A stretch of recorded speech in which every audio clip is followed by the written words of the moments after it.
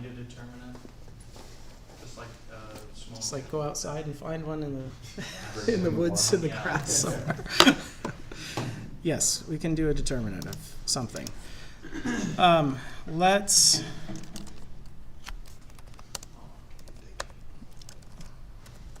I'll keep my numbers smallish here. What size do you want it to be? 3 by 3? Mm-hmm. Okay.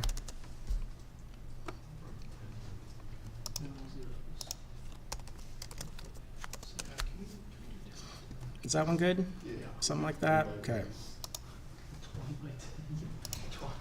Wait, no, we're not doing a 20. Well, yeah, it does. 20 by 20. Fine, not possible. Done. 19 by 19. As long as I make it triangular, then fine with that. How about I-19? We'll find the determinant of that. Oh wait, actually. Yes? Do you want something else to happen? Does it, like, can we have a matrix and then make it triangular? Is that? We can do that too, yeah. Okay. I mean, let's just go through this one by hand and then we'll make it triangular. Okay. Although this one's going to be kind of trivial like that because of where that 0 is already. Anyway, if it's not, if you want to do something else, we can talk about that. Let's expand along either the first column or the third row. First column, okay. Okay. So this is going to be equal to, we're going to have plus -1 times what we get when we cross out. I'm going to erase the picture if I don't go over it enough. But I'm going to go 1, 2, 2, -1. And then we'll be on the -1 times, if I don't go too far, I'm going to not be able to erase it, -3, -3, 2, -1, and then plus 0 times what we get for that 2 by 2. So make sure you've got the plus minus pattern going correctly, and especially if you've got terms that are like positive and negative inside the determinant themselves, make sure you're simplifying those correctly and keeping track of where the pluses and minuses are coming from. And then this will be -1 times, we'll get 1 times -1 minus 2 times 2 minus 1 times -3 times -1 minus -3 times 2 plus 0. And that's going to be get -1 minus that, it's going to be -5 inside there, minus 3 plus 6 should be 9. So we'll end up with -4, if I've done that correctly. And I mean, I could ask Mathematica for it, but let's just triangulate it and then I'll confirm from that if I've gotten the right thing there. Let's try to keep both these. Wow, let's do that. Let me make sure I give this a name here.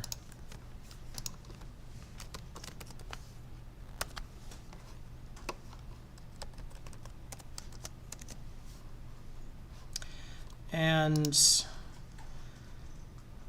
again, this one's going to be maybe a little bit too simple in some regard. I'm going to use this -1 and just clear out the one that we have in the first column. I'm going to try to make this upper triangular. And that means I'm going to take this times, oops, too many columns there.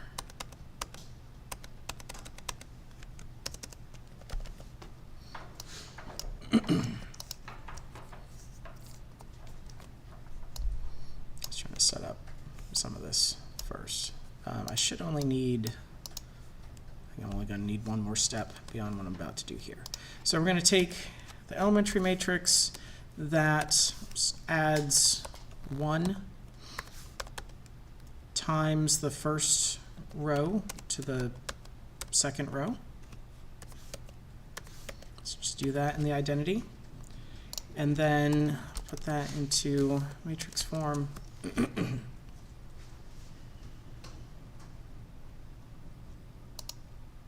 do there? Is it the wrong one? Just on the left. Yes, I need to build them up on the other side. Yes, because it's doing columns there. Yeah. There we go. So we've got that, and I need to move these around as well. Well, I'm just going to copy this in. I'm just going to put that there and get rid of this. And then I'm going to use the -2 here to clear out the 2 that we have in the second column, third row. So I'm going to add the second row to the third row. Do that. And then we get it in that form. So at that point, I should have zoomed in on that a little bit more, but I'm just going to bring this to the PDF anyway.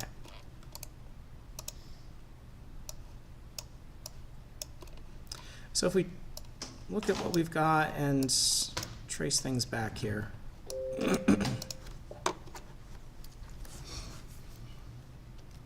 So this one has a determinant equal to -1 times -2 times -2, which is -4.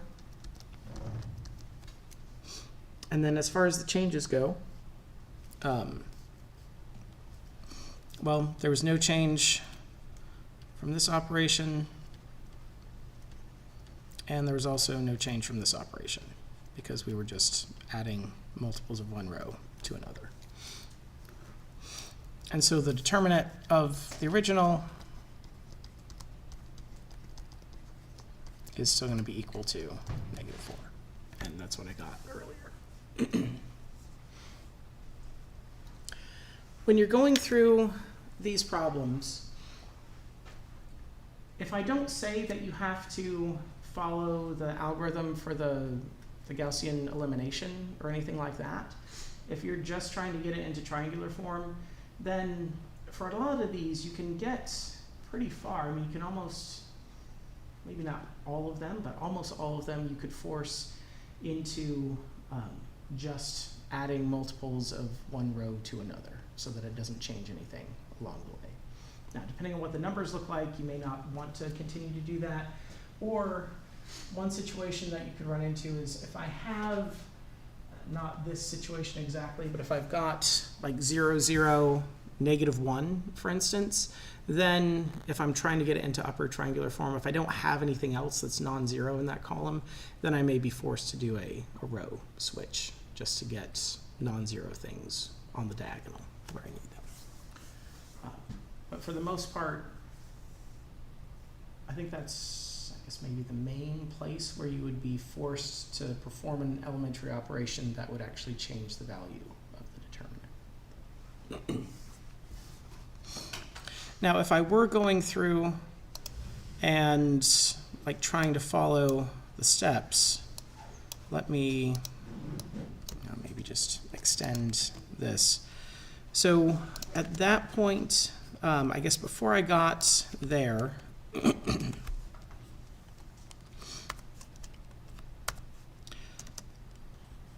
if I were following the steps in the algorithm, let's just go through that here, I would have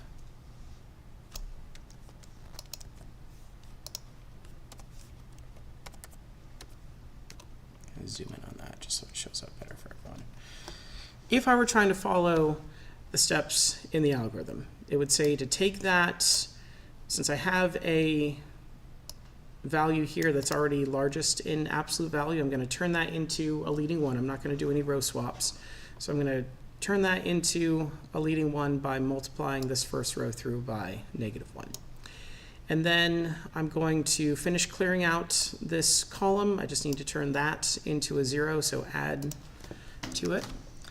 And then at that point, I've got, I guess, the same, just looking at these two entries. So now I'm going to move on to this. looking down the column, this is the same in absolute value, so I'm just going to leave that there and do something almost like that one, except I'm going to multiply this by a negative. So multiply the second row through by -1. Turns it into that form. And then I'm going to take that and going to subtract the third row, or sorry, subtract the second from the third, end up there, and, oh wait, no, sorry, that was the wrong thing. I needed to, let me go back and fix that. Back here, I needed to do more than just that. I need to turn this into a leading one. That's our next operation. So I need to multiply that through by -1/2. There we go. So I end up with this. This needs to now be a -2 instead to clear out that entry. Oh, this one, yes, thank you. Yeah, that one's also wrong. Okay, there we go. So now we got that.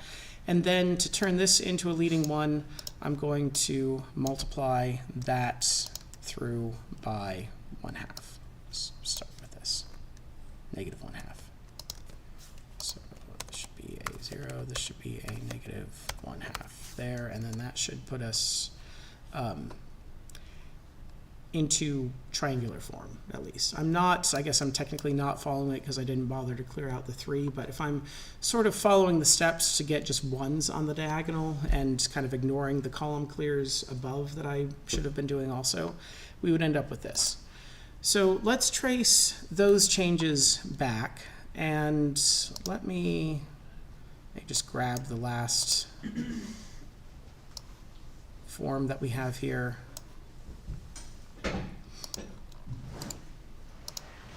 So looking at those, going to take my determinant of the final part there, thanks, you too, which is going to be 1, because we've got it into the upper triangular form. It's 1 times 1 times 1 gives us 1. And at this, I guess I want to, technically this was the last thing that happened. So for this one, I need to divide by -1/2. Divide whatever I got before by -1/2. This one, there's no change. At this point, since I multiplied through by -1/2, I need to divide by -1/2. This one, there was no change. And again, we're kind of going in this order, so I go from that to that to that to that. And then here I'm going to divide by -1. So that's going to give us 1 here. It's going to be equal to, I don't know if color coding it's necessarily helpful, but I've got my 1 from over here, bring that in, and that's going to end up giving us -2 at that step. So I'm going to take the -2, put that in here, divide that, we're going to get +4, but then the 4 that we have there when it gets divided is going to be equal to, or divide by -1 gives us -4 again. So we can trace those changes back. Again, I'll get the same thing. If I had been going through the entire algorithm to put this into reducer echelon form, the other operations that I skipped aren't going to change anything. Clearing out this 3 is not going to change what I have there. Clearing out the 3 and the 1/2 also isn't going to change things. Let me make sure this is, okay, just want to make sure I was on the right audio input too. So basically, like, if we're multiplying the diagonal by anything other than 1, then that's a change. Right, it's going to make a change to it. And like if I'm switching, well, I guess there it was a multiplication, so I divided it. If I'm interchanging 2 rows or 2 columns, I'm just going to focus on the rows. If I'm doing that, then it also changes it by a negative. I think usually, just to keep from confusing myself, I think I always kind of write it down as just divide. If I'm going through and reversing, just divide by things, because multiplying by -1, dividing by -1, if I'm doing a row swap, it's going to accomplish the same thing. Yeah. And then I don't have to remember, like, am I multiplying, am I dividing? Just go ahead and make all of it division. So if you're adding like another row to a row to like cancel it out, can you take a multiple of a different row and then add it, and that wouldn't be a change? Yes, so any multiple of, anytime you add a multiple of a row to another, whether it's, you know, just a 1 or a -1 times that or something else, it's still not going to change it. And again, in that sense, you can get by with, you know, maybe a couple of row swaps if they're absolutely necessary, if you don't have a non-zero element there to work with. But otherwise, if you have something that's non-zero on the current diagonal that you're focusing on, then you could just do those adding multiples of that to the rows below it to clear things out. Okay, so as far as the determinants go, that's going to, I mean, in some sense, it's even more, I guess, at least if we're kind of mentally or manually tracing the changes, then it makes it easier because I know that I haven't changed anything. Again, it might start to make your fractions. I think the example that I did in class, like the fractions were kind of starting to get messy, and so at some point I'm like, you know, I'd rather not deal with these. Like, I know how to undo it. Let me just make the numbers look a little bit nicer from this step on. But it's not, you don't have to do anything like that.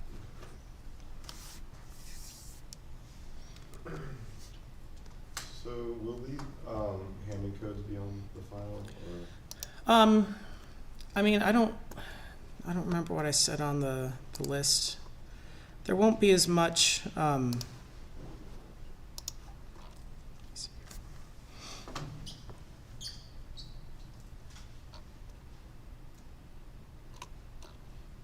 that? Sorry, that was last year's. That's not the right one. Let me.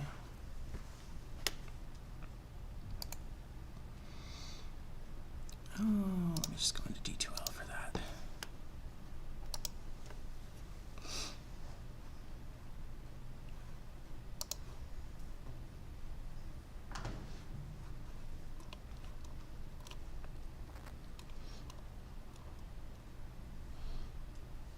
Yeah, I didn't think I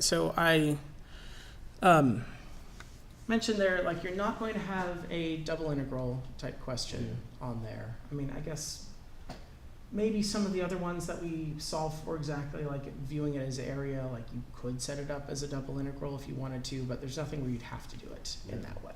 You'd be able to do anything, any integration that needs to be done could be done with a single integral. I didn't explicitly mention the Hamming codes as not being on there. So, like, they're fair game. It wouldn't be as, I've kind of asked a lot of the things on the last test, so it wouldn't be a very long problem. It wouldn't be as extensive as that. Like, maybe, you know, check some things, or if there's an error in here, like what were the possibilities, or where was it if it's just 1, or if it was 2, give me some examples of that. But you know, probably not more than just one fairly short question, if there's anything on Hamming. Again, we just had that on the test 5, so I don't need to, and it's not like it's a major like topic in the class either, so it's not something I'd want to spend. I wouldn't want you spending a whole lot of time on that on the final exam. Can we do like a really random problem on permutations and combinations? Okay. Do you have a specific? Have you generated a random problem yet on permutations and combinations? Let's look at. Let's see here. Oh, do I have the book? There we go. I guess we could look at a different book. Oh, where's a different book? I don't know. Here's a different book. I'm sure they have permutations. Oh, look, whole chapter on permutations and combinations. Now, this might be beyond what we've looked at, so I don't know. This may be too random. I'm guessing these are actually going to be, well, I'm just like, given the other things that they talk about, like the multisets and things, I'm a little bit worried that we don't necessarily have the tools, but let's try answers and hints. This is chapter 2, problem 9. I don't want to look at the answers and hints yet before I try it, but also don't want to do one that doesn't have an answer or hint. I'm guessing 9 probably has one, so let's think about that.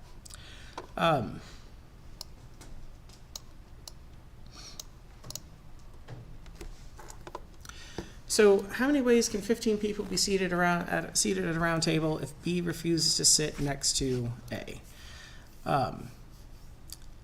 So with, I think we can probably, let's see. So with no restriction,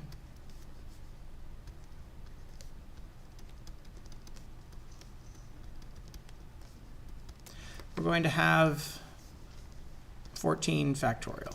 It's n minus 1 factorial.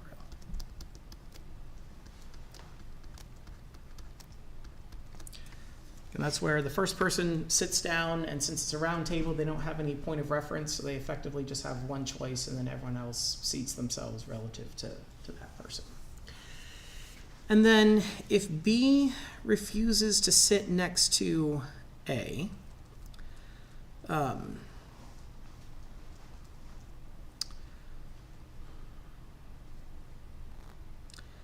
to think if it's going to matter. Will it matter where?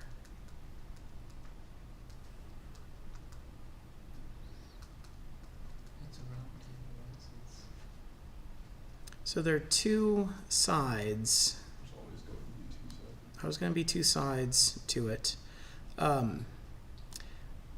Of these 14 factorial, if I know that A and B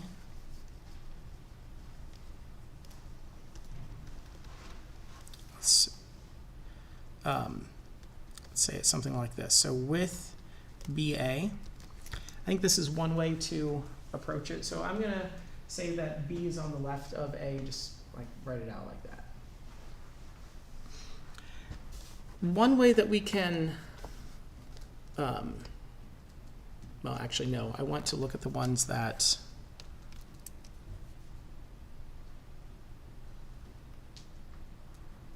yeah, I actually want to do it this way. So those that are going to have B on A's right. I'm going to look at the second question first because we can, I think, use the same thing. I don't know if this is how they intend it. If I know that B has to be on A's right, then I can effectively almost treat them as one person for our purposes of seating people, because they're always going to go together like that. And so if we do that, treating them as one person,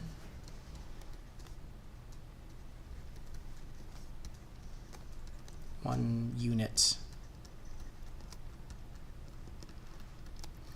we're going to have 13 factorial ways of seating.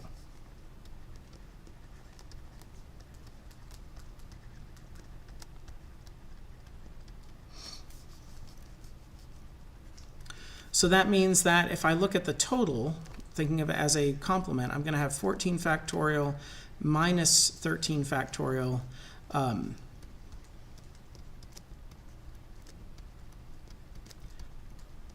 that do not have that AB arrangement then.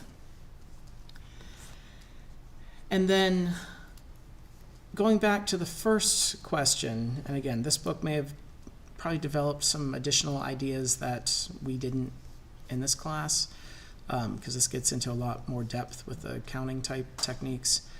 But if B refuses to sit next to A on either side, then I would also have the possibilities where B is on the left of A.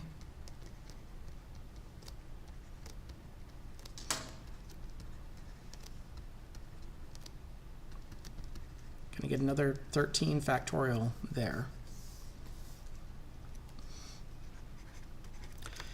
So then we're going to have 14 factorial minus 13 factorial. So I'm going to subtract the ways that they can sit on one side, subtract the ways that they can sit on the other side. It's not like we really need to color code them, but just to make it maybe a little more clear where I'm thinking of these is coming from. If those were different numbers, then I'd view it in the same way. And then we would also need to add in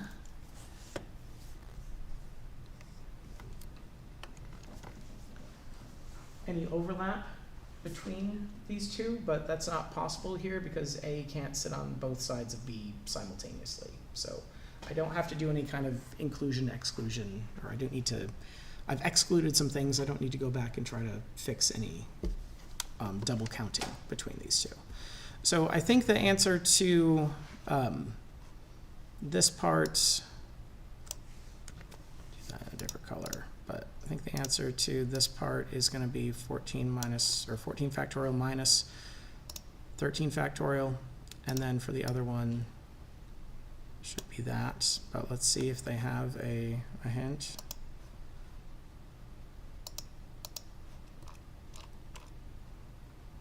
Oh, they only have the other ones. I think that's right. Well, since they have a hint for 8, let's look at 8 then and see what happens there. How many ways can 6 men and 6 women be seated at a round table if the men and women are to sit in alternate seats? With that one,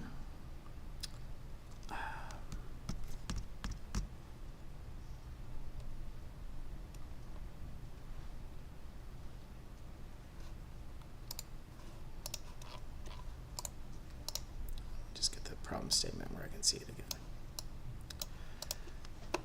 At a round table, men and women are sitting in alternate seats. So just like the last one, we're going to form these pairs of, well, no, do I want to do it that way? Actually, no, I think an easier way of doing this. So we're going to have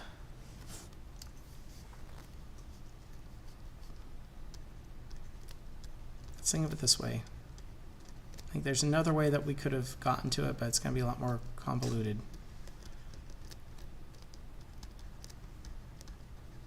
So I'm going to seat the men in alternate seats.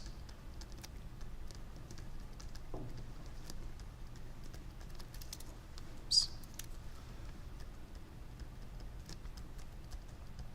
First. And rather than drawing 12, let me draw like a smaller picture, but let's say I've got 8 seats around the table.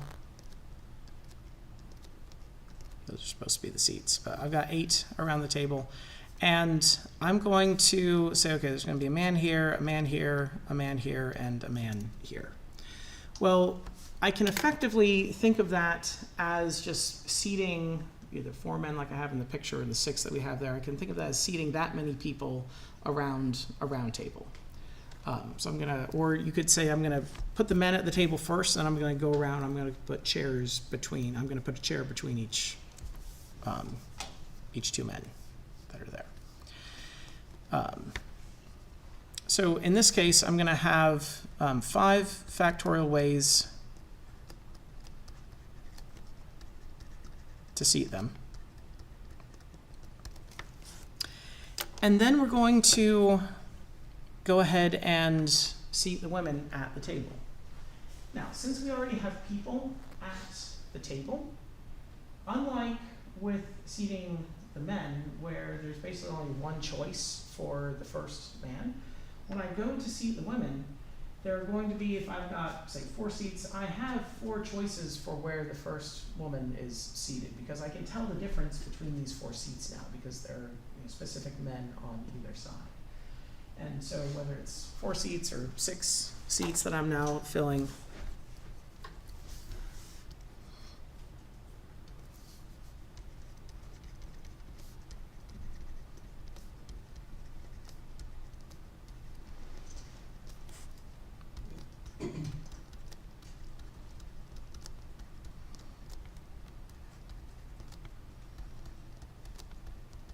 so for the first woman, all the choices are different.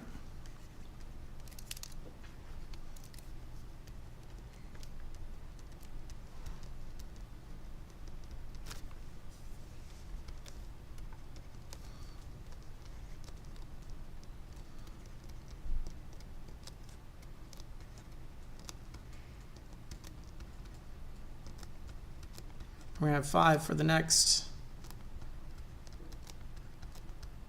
one, and so on. So there's gonna be 6 factorial ways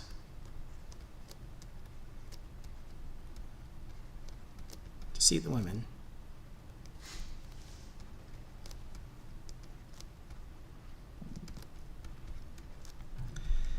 And we have, for each of the 5 factorial ways that the men can sit, we have 6 factorial ways that the women can be arranged in the seats, and so we are going to multiply the 2 together. So we're going to get a total of 5 factorial times 6 factorial. My initial thought with that one was to say, well, let's look at the number of ways that we can form like pairs of men and women and then seat those pairs around the table. And I think if we worked through that carefully and correctly and make sure we weren't doubling up on any counting, that it could work out. But I think this is the way that they intend for it to be thought about. I originally multiplied the 5 factorial by 12, because there's 12 seats for the first guy to choose. And then once he chooses that first seat, then there's only 5 seats to then go through to keep it alternated. Well, it's still, since it's the round table situation, there's still sort of only like one choice for the first guy. Like the choices that he faces are indistinguishable from each other. And so it's still like the general round table seating arrangement where he can't tell the difference between sitting here versus directly across the table versus one seat over from that. They're all indistinguishable to him because there's no one else to reference off of.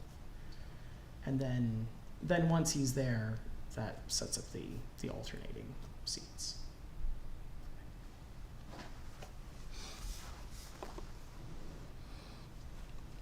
So that one is possible with the techniques that we have. I don't remember any in the homework that are quite like that. I think there's the one with like the elevator and the people getting off and things like that that was, again, not exactly this idea. But that's one that, again, we can do with our techniques here, and I think that's what they, yeah, they've got 6 factorial, 5 factorial on it. So I think that's how they're approaching it as well. How do we get the 5 factorial for the men? So it's the same way that we seat people on the round table in general. So I was, So like fill well, it out and then take away the ones that can't sit in the like adjacent seat. right, I guess, so I'm thinking of we have, instead of maybe viewing it as the seats, I'm viewing it as the number of people that we're seating there, because in this case, it's a little bit different, because in our general one, it's the same number of seats as we have people. Yeah. But there are, if I think about ways to seat the first man at the table, there's one choice for the first guy. And then when the second guy gets to sit down, he can't use these seats, and he isn't going to be able to use these, like the alternating man-woman, male-female patterns set up at that point. And so he then is going to have, again, I may should have just drawn it with 12 since now it's different numbers here, but he's going to have one fewer choices than, one of the man seats has been taken, and so there are now 5 seats where a man can sit that he has to choose from. And he has 5 choices because now he knows that, like, if Joey sits down first, then like you've got that seat or that seat, they're no longer indistinguishable because you know that, okay, I'm this many to the left or to the right of where Joey's at. So yeah, for each of the remaining, so the second guy has 5 choices where he sits, the third one is going to have 4, and then that's going to give us the 5 factorial from that thing. So I'm thinking of it, again, and kind of like I wrote out here with the women, but I'm thinking of it from the perspective of like the person rather than the chair, maybe, because in the more general one, it doesn't really matter if you kind of view it from the chair's perspective or the person's perspective, since it's the same number. But with this one, I'm thinking of it as the perspective of the person sitting down. So there's 12 seats. Yes, there are gonna be 12 seats around it. Yeah, I got I've, confused 'cause yes, I the thought- 8, yeah, I should have Yeah, I just, was like, wait a minute. I feel like I really should just draw it with 12 because Yeah, I get it now. Yeah. it's still gonna bother me. If someone can ask the next question while I'm drawing way too many seats here. I'm not gonna divide it into thirds nicely. Oh, that's okay. It's a diamond table. It's a diamond table. Yeah, it's not very round. It's gonna change where people are at here. There we go. Now it matches, except it's a diamond. I can move these, I can shove the seats around a little bit. It's gonna be an elliptical table though. Anyway, On the test, will there be sections like a separate Mathematica section, like a separate will we have it kind of just open all the time? it'll be similar to kind of like the other tests where there will be problems that are done in Mathematica. There will be some that are just by hand. I'm not going to like break it up into here's the Mathematica portion, here's the non-Mathematica portion. Because there are some problems that are either a hybrid, like maybe one part's Mathematica and one part's by hand, or problems where it's a hybrid of, you know, things that you would write down but then use Mathematica to help stuff along. Kind of like the eigenvalue, eigenvector problems, like you'll kind of write out the by hand steps, but then when you get to the factoring and setting equal to 0 part, use Mathematica for that, and then come back to the stuff you're writing down, and then when you get to the thing that you need to row reduce, put that into Mathematica and then bring the result back over. But there will be some that, I mean, you'll have at least one, you know, one or two simulation problems is, you know, simulations were kind of a big part of that. That was most of the first test, and we've seen them again since then. There's not really time for more than, you know, 2 in a final exam kind of context. So 1 or 2 simulations where you're doing that exclusively in Mathematica. And then, you know, problems that require like integration and things like that. I mean, that's something else where it may be a hybrid of you're writing stuff down on the test and then popping over to Mathematica to help with calculations. We're allowed a Mathematica reference file. Yes, so you can have essentially the file that you had for test 1 with any additional simulation homework problems that have popped up in the meantime, which there were a few of. I don't remember what all of them are. I mean, one that comes to mind, there was a problem that was like, you know, if you take a stick of length 1 and you break it, can you make a triangle? Like, I think there was a, like, solve it by hand part, but then there was a write a simulation part to that one. So, like, that simulation you could add to the test 1 file. As far as what you're doing on the final, I mean, kind of like with the first test, you don't necessarily have to have, I mean, there could be problems, like specific problems that it would be nice to be able to reference and see what you did before on that specific problem. But if you've got enough of them on there, then any kind of programming thing or loop structure, or, you know, the ones that needed, you know, kind of a secondary loop inside of the first one for what, like, you'd have examples of all of those things. Yeah. And so, yeah, if you either kind of skipped over the simulation ones that popped up now and again later on, or if you didn't have those in the file, like, I don't know that that would be a huge disadvantage. Maybe those things would be slightly more helpful, depending on what I ask you and like how you're viewing it. But if you just had the test 1 reference file, then you could certainly get by with that. Are we able to put the test 1 answers to the simulation problems that were on test 1 on the reference file? I mean, it's kind of the same. If you, I mean, I guess you did the simulations on test 1, presumably, so you can add those, because I think on test 1 it was like any simulations that you've done are allowed to be on there, which meant homework, the group assignment ones. Yeah, if you want to include what you did on test 1, or if it wasn't quite right, if you want to fix it and put it on there, that's okay. Again, at some point, I don't know that more examples are necessarily going to help with the one that you have on the final, necessarily. Because a lot of it's just, do you understand or do you remember kind of how you approach them then? Do you know kind of the general process? And then, I mean, really the simulations are just, I don't remember exactly how I want to, to generate these things, or how did I test for whether I'm counting something, or let me make sure I've got my, list structure set up correctly. Again, more just of, again, you can copy stuff from it, but I think just as a, something you can quickly look at, and hopefully it, triggers a memory of, oh, all right, here's what I want to do, or here's how I did that before. Let me do it again this way. Can you do a distribution? Yes.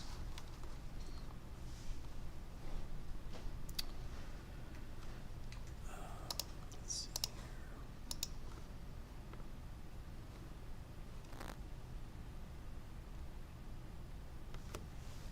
I'm trying to see if there's another. I think I've got another. Yeah. If we want it to be random, we can take it from somewhere else.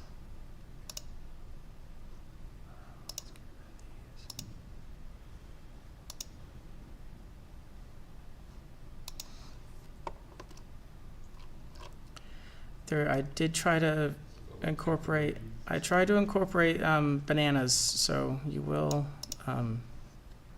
may see a banana.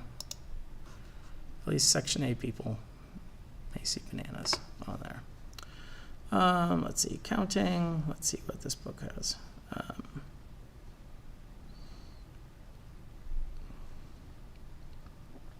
Actually, I don't know if this one's going to have quite as much. These have sections there.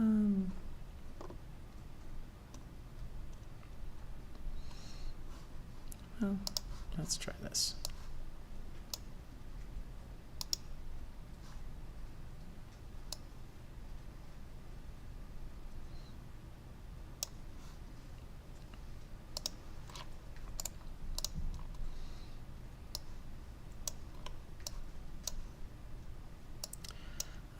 I guess this isn't maybe a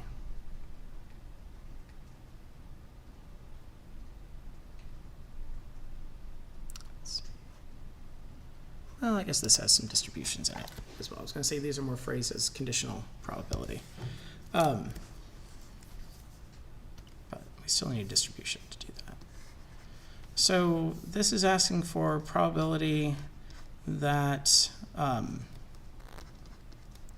heads is equal to 4, given that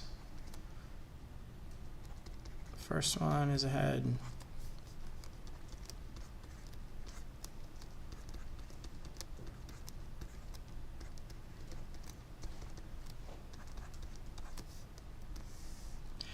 So with the conditional probability, we're gonna, we can kind of write it out a little less formally at first, but conditional probability, exactly 4 heads appear when a fair coin is flipped 5 times, given that the first flip came up heads. So just writing out what the conditional statement looks like, probability that heads is equal to 4 of those 5, given that the first is heads. And then using our conditional probability formula, that's going to be the intersection of these two events, and then divide that by the probability of the given event. So for the probability of the given, that's just going to be 1/2. And then the probability that we have 4 heads when it's flipped 5 times, given that the first one is heads, we could, I guess we kind of go through it maybe the way that they're thinking of that, but I could simplify this maybe to make it look more like a distribution. If the first one is a head, then that means that 3 of the remaining 4 are going to be heads, if I want exactly 4 of the 5.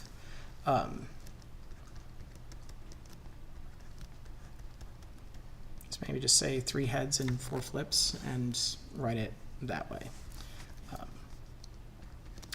And if we focus on that, so if I flip a fair coin 4 times, and I want the probability that we have 3 heads in that, what kind of distribution is that going to be?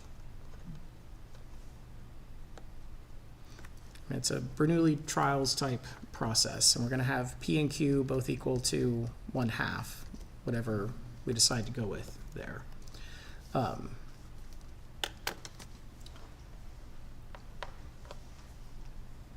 what are the options for the ones that involve Bernoulli trials type? Yep, we've got binomial, we've got negative binomial, we've got geometric. Like those are the 3 that have that Bernoulli trials process. And then of those, this one's going to be, so we are fixing the number of trials, and we're asking a probability about the number of successes. And so that's going to be a regular binomial, because then the negative is fix the number of successes, look at the probability of the number of trials. Then. So this will be a regular binomial.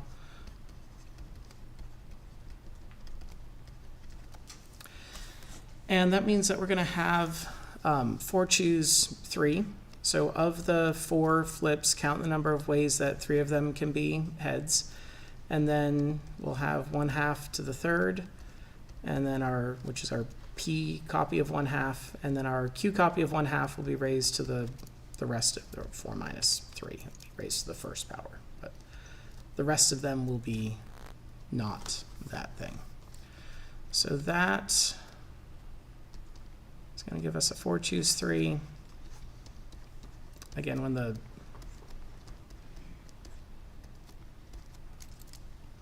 bases are the same, we could just combine it together. But this should be equal to 4 choose 3 times 1/8, 1/2 to the 3rd.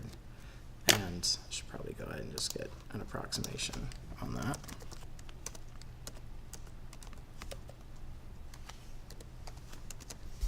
So 1/2. It's going to be our conditional probability.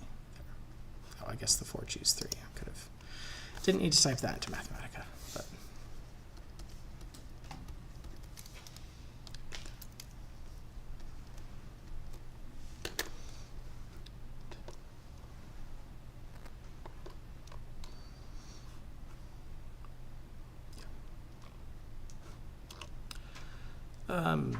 yeah, so I mean that's, I don't know if the other ones are going to be that much different. I guess we've got the like at least, which would mean a summation of things, but I think it's going to be the similar same kind of approach. So the 1/2 is because of the conditional probability then. So the probability that the first one came up heads is, oh wait, I didn't divide that by 1/2, did I? No. You did. Oh no, I did it back here, yeah. Yeah, you just canceled There we it go. Yeah, that was already canceled. But that's from the conditional probability formula. So divide by the probability of the given event. But isn't like the memoryless property, memoryless property? I can't remember. It's a set. Memorylessness. Yes, of like distribution, where it's like if you have like given the first one's heads, but then the next 3 are heads out of the 4, it's the same thing as the first 4 out of 5, you know, the first one is heads. Is that true or is that not true? So Are we still? that was stated for the exponential as like something that it has in general. Now you can still see that kind of idea showing up. I guess it's more of like an independence maybe kind of idea. And I guess I'm kind of using that here when I'm making this simplification, because the other, well, yeah, I'm kind of using that in that the last 4 flips don't really care that the first one was a head then, but I know I'm gonna need, if I want to get to the total number, I'm gonna need 3 of them to be heads in the last 4 flips. If I'm kind of writing out the, I mean, I still need that binomial coefficient, but there's a sense in which I'm kind of doing a 1 times this probability. The probability that the, well, I guess the probability that the first one is a head is going to be a 1/2, but I'm kind of absorbing that into this then. I guess if I were computing this more directly, if I know that the first one is if I'm going through a counting type argument, if I know that the first one is a head, then I just have a 1 for that. I think it's still easier to simplify the intersection like that.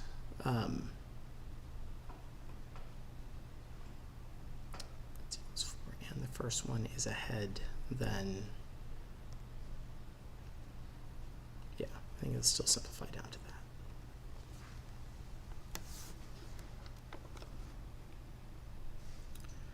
that. Now I'm questioning myself. Let's see what they, 7.2.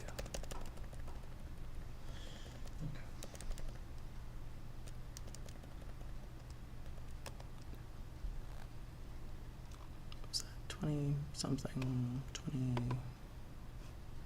oh no, they got something different. Oh no, maybe it is not that. No, it's 23. Where's 23? 1/4, why did they get 1/4? They didn't divide by 1/2. They didn't divide it by 1/2. Why didn't they divide by 1/2?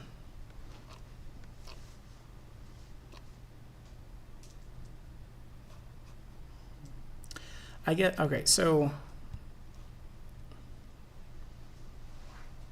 I guess I haven't,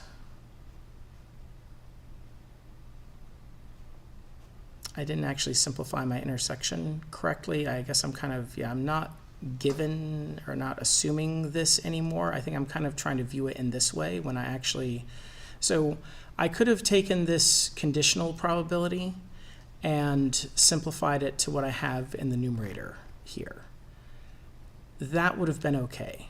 But since I went ahead and wrote it as an intersection, then I need to change how I'm viewing that.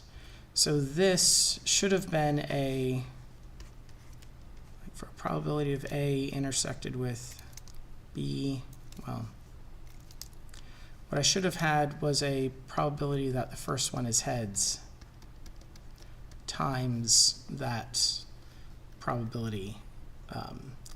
And really, I'm kind of simplifying this so that I don't have any overlap in the two.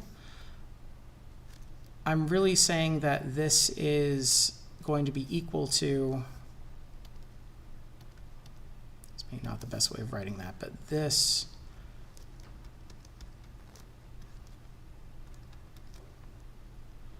is going to be a probability of 3 heads in the last 4 flips intersected with the first one being heads. Basically saying I don't care about the first one for this event, but I do care about it here, and so that's going to restrict it to the same thing that I had before. I don't want to take this and try to write it as a product because there is overlap between these two. And so if I kind of rewrite this intersection as the intersection of something that's not going to conflict with the first one, then I can write it as the product then. Okay, so make it so that they are independent of each other. So then I should have a 1/2 still in here, and I should get that 1/4 from it. 1/2 here. And then I would still have a times 1/2 on this, and so I'd get a 0.25 from that. A fourth or a half? Sorry, there should be a half there, yes. Okay. Keep thinking, did that before too. There should be another half here.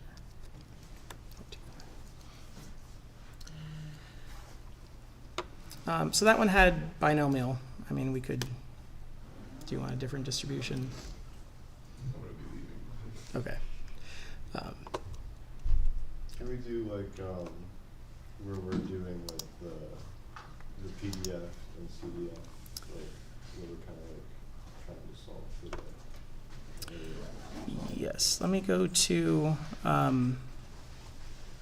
me just go to our book and not try to jump around to other ones, because then I'll know where everything's at. Okay. So let's do, oh, where'd it go? Sure, probably. There we go. Okay. Thanks, Andrew. You're welcome. Let's do this. So let's look at, you're welcome.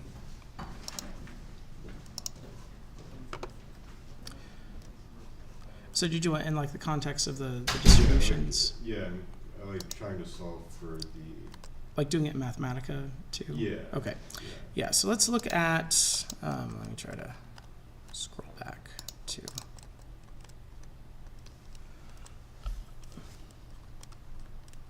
Cause like I have an idea of how to do it, but I just want to make sure that like Okay. it's solid.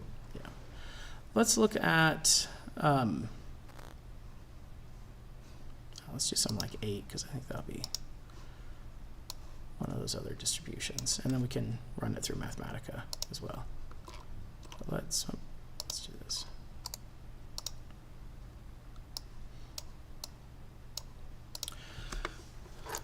Probability first head occur after the 5th toss. So that's going to be a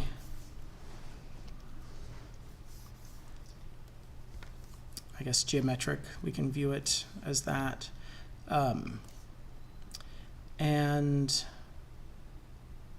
we want, And like why could we view it as geometric? Like what properties geometric have?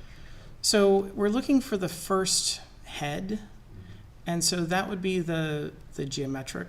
Okay. So let's, So like the first Oh. success, I guess. right, that first success then.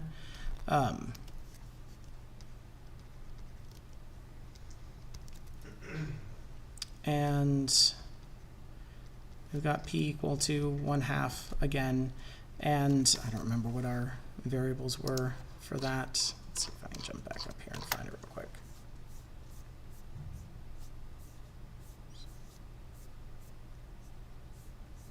Brings back memories of like the dart throwing and It is all the darts. yeah. So if I know geometric, they're using n's, I guess. Yeah, so I'll do n.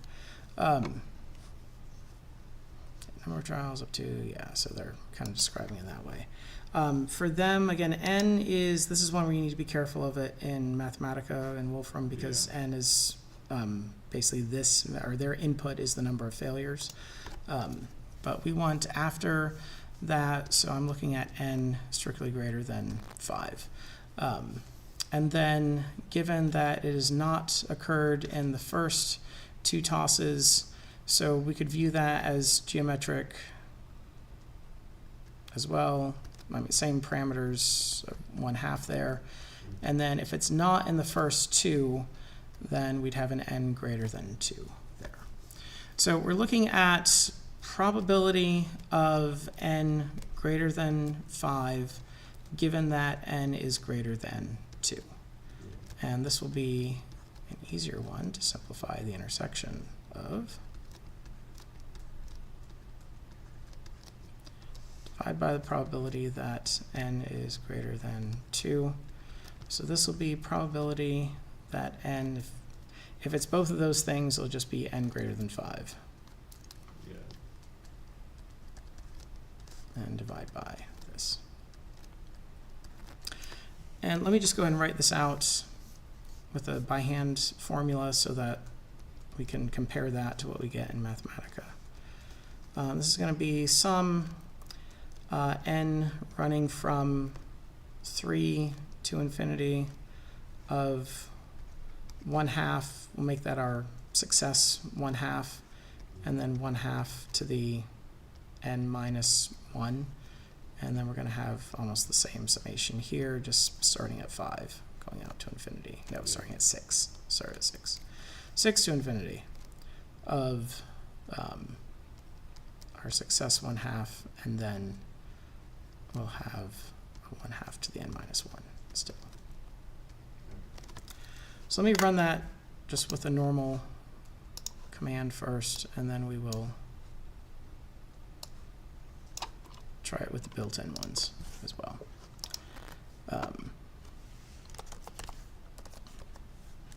And I'm just going to do 1/2 to the n, so there's less typing.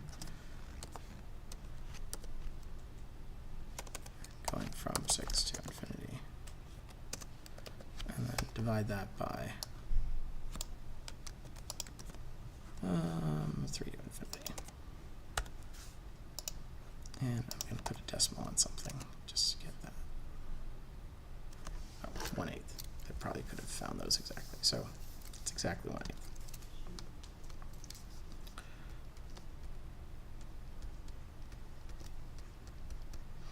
All right, but we should be able to get that using the built-in commands as well. If we want to use PDF, then we're going to PDF. Well, actually, the PDF is going to just return the value, so I'm actually going to still put that inside of my summation command.